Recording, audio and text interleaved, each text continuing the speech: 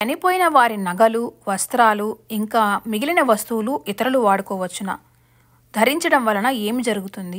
గరుడ పురాణంలో ఏమి రాసుందో ఈరోజు వీడియోలో తెలుసుకుందాం. చాలామంది చనిపోయిన ఆత్మీయుల విలువైన వస్తువులు, వస్త్రాలు వాళ్ళ జ్ఞాపకాలుగా దాచుకోవడం లేదా ధరించడం చేస్తుంటారు. ఇలా చేయడం మంచిదేనా అనే అనుమానం చాలామందిలో ఉంటుంది.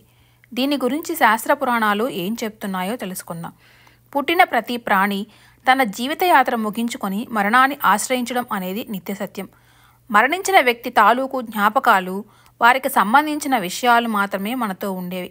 చనిపోయిన వ్యక్తి వదిలి వెళ్ళిన వస్తువులు ఉపయోగించాలా వద్దా అనే అనుమానాలు ఎప్పుడూ ఉంటూనే ఉంటాయి. మొదటగా నగలు. జనన మరణాల గురించి, మరణానంతర విషయాల గురించి శాస్త్ర పురాణాలు కొన్ని విషయాలను వివరించింది. గరుడ పురాణంలో మరణించిన వ్యక్తుల ఆభరణాలను ధరించవద్దని సూచించింది. మరణించిన వారి జ్ఞాపకాలుగా వాటిని భద్రపరచుకోవచ్చు, కానీ వాటిని ధరించడం వల్ల మరణించిన వారి ఆత్మ నగలను ధరించిన వారిని ఆకర్షించవచ్చు. వారికి మాయా మోహ బంధాల నుంచి విముక్తి దొరకడంలో ఇబ్బందులు ఏర్పడవచ్చు. మరణానికి ముందు వారే స్వయంగా మీకు ఇచ్చిన ఆభరణాలను ధరించడం వల్ల ఇబ్బంది ఉండదు. లేదా మరణానంతరం ఆ నగలను కరిగించి కొత్త నగలుగా మార్చుకొని వేసుకోవడం వల్ల కూడా సమస్య ఉండదు. వస్త్రాలు.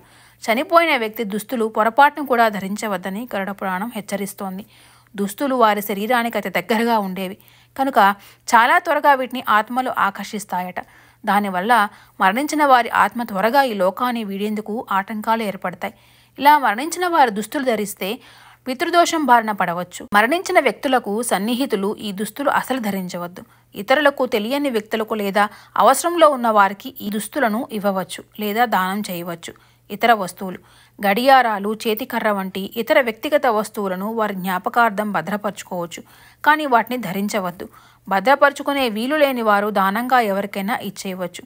గడియారాన్ని ఎట్టి పరిస్థితుల్లోనూ మరణించిన వారి ఆత్మీయులు ధరించకూడదు. ఇది పితృదోషానికి కారణం కాగలదు. మరణించిన వ్యక్తి ఉపయోగించిన మంచాన్ని కూడా ఎవరైనా దానం చేయాలని చెప్తారు. వారి జాతక చక్రం ఇంట్లో ఉంటే దాన్ని కూడా కాల్చి ప్రవహించే నీటిలో కలిపివేయాలి.